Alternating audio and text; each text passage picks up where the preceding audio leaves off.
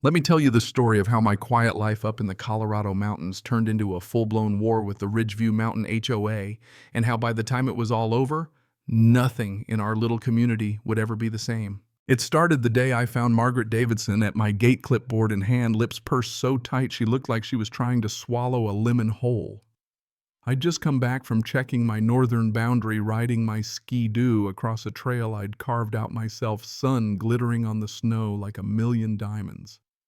I was in a hell of a good mood until I spotted Margaret's Honda CR-V blocking my driveway and saw her puffed up in a jacket that made her look like the Michelin Man after a week at the bakery.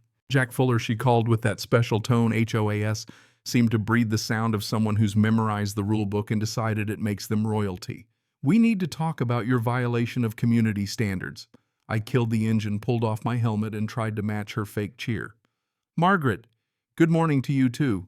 What violation are we dreaming up today?" She started consulting her clipboard like it was the Ten Commandments. "The Ridgeview Mountain HOA board held an emergency meeting last night. We've received multiple complaints about noise pollution from snowmobiles on the trails behind Ponderosa Ridge. The board has voted to ban all motorized recreational vehicles from operating within the community boundaries." My jaw tightened. "Margaret, those trails are on my private property. They don't go anywhere near the common areas." She didn't miss a beat, just pushed her glasses up and quoted HOA Scripture page 47 subsection 3. "Any activity on private property that affects the peaceful enjoyment of other homeowners falls under our jurisdiction. The noise from your snowmobiles carries down to the luxury cabins on Ponderosa Ridge. Several owners have complained." "So, let me get this straight," I said, standing there in boots, looking at the snow and at Margaret and her holy letterhead. "You're telling me I can't ride snowmobiles on my own land because some folks a quarter-mile away might hear an engine while they're drinking Cabernet by the fire?" "The covenants are clear," she replied, handing me a letter. "You have 72 hours to cease all snowmobile operation, or we'll start fining you $500 a day." I didn't even bother reading it right away. "Margaret, those cabins, how many are vacation rentals?" Her lips tightened further, if that was possible. "That's not relevant." "I think it is, because I know for a fact you and a couple board members are renting them out all season as quiet mountain retreats." She snapped. "That's got nothing to do with enforcement." "Funny how that works," I muttered, but she was already marching off. Back then, Ridgeview Mountain was still small, a scattering of homes, nothing fancy. I'd bought in early, picked a lot far enough out to avoid HOA drama. The only connection to the rest of them was a single winding road, the same one those luxury cabins needed for access. I'd spent 3 winters carving out my trails, careful to avoid wildlife and avalanche zones. I ran guided tours for tourists and rode for the sheer joy of it. Now I was told to stop because a handful of wealthy weekenders couldn't stand the faint sound of engines in the distance. Inside my log cabin, I read the letter. It was even worse: acoustic pollution standards that I'd never seen before, fines escalating, fast threats to lien my property. I called Tom Henderson, my lawyer, since I bought the place. "Tom, you said my property rights were secure." He sighed. "Jack H.O. As in Colorado, have a long leash. When's the last time you attended a meeting?" "Maybe 2 years." I stopped when it turned into Margaret's fiefdom. "That was a mistake. They passed this revision 18 months ago. Legally, they notified you. I found the notice buried in junk mail, 1 page, easy to ignore. They got me," I admitted. "The question," Tom said, "is whether it's enforceable, since your parcel is basically separate." "Let me check. In the meantime, keep your head down. Don't poke the bear." So for 2 days, I rode my trails early before most renters were even awake. I didn't cancel my scheduled tours either. I needed the income, and on principle, I wasn't about to give in. On the 3rd day, things jumped the rails. After finishing a tour with a family from Texas, I found a sheriff's SUV at my trailhead. Deputy Chris Martinez, a local decent guy, was waiting. "Jack," he said, looking apologetic, "the HOA's filed a complaint for illegal snowmobile operation. They want your business permit pulled." I kept my cool for my client's sake. "Chris, these are my trails, my property. The HOA can't touch that." "Not for me to say," he replied, "but Margaret's been in my office every day and she's talking to county commissioners. She's got friends." I called Tom. "They're trying to shut down my business." Tom sounded grim. "The main access road to your property, Do you know it's technically an HOA easement? It's a county road, I protested. Was. The county gave maintenance to the HOA for 3 miles, including your only winter access. My stomach dropped. Meaning what? Meaning they can't tell you what to do on your land, but they control how you get to it. My only other access was 12 miles of unplowed forest road, impassable in winter. They can't just block my road, I protested. Not outright. But if they claim your tours are damaging the road, they might restrict access. It'd be a legal slugfest. My options: fight in court or negotiate. You shouldn't have to, but sometimes the practical answer isn't the just one. That night I barely slept. I kept replaying Margaret's words, thinking about how they wanted me out to protect their vacation rental profits. Then I remembered my property sits at a junction, and the road to Ponderosa Ridge actually crosses a corner of my land. There's an easement, but I own the land underneath. I called Tom. If I need to do safety work where the road crosses my property, what are my rights? As long as it's legitimate, and you give notice, you can temporarily block the road, he said. But if it's obviously retaliation, I'll do it by the book I promised. Within days, I had a geological survey done by Dr. Patricia Chen. She found legitimate avalanche risk above that road. Her report recommended immediate stabilization work, snow fences, rock barriers, drainage improvements. The road would be closed for at least 3 weeks, maybe more. With permits in hand, I delivered formal notice to Margaret. She went purple with rage. You can't do this. It's retaliation. It's safety work.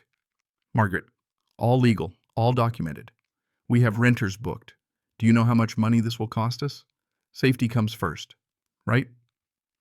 I walked away, leaving her on the phone, probably calling every lawyer in Colorado. Chaos erupted. Margaret tried for an emergency injunction. The judge dismissed it immediately. My crew started work, and within a day I was getting phone calls, board members angry, desperate. Richard Peaton, one of Margaret's cronies, tried to bargain. Let's be reasonable. Maybe lift the road closure during certain hours. Can't do it. Safety liability. You know how real estate works. What would it take to postpone the work? Rescind the snowmobile ban. We can't do that without a board vote. And I can't ignore a hazard. Margaret showed up at the site accusing me of extortion, threatening lawsuits. I stayed calm, reminded her this was the same 72 hours notice they'd given me. Her threats rang hollow. The law was on my side. Construction moved fast. The crew did real work: snow fences, rock barriers, drainage. I heard through the grapevine that renters had to be refunded, that owners were furious. At the next emergency HOA meeting, I finally spoke up. You're calling my safety work retaliation. You tried to destroy my business first. If someone got hurt on my land because I ignored a documented risk, you'd sue me blind. A few non-board homeowners spoke up for me. Frank Martinez, an old-timer, said HOA's overreaching. Banning snowmobiles from private property is nuts. Others nodded.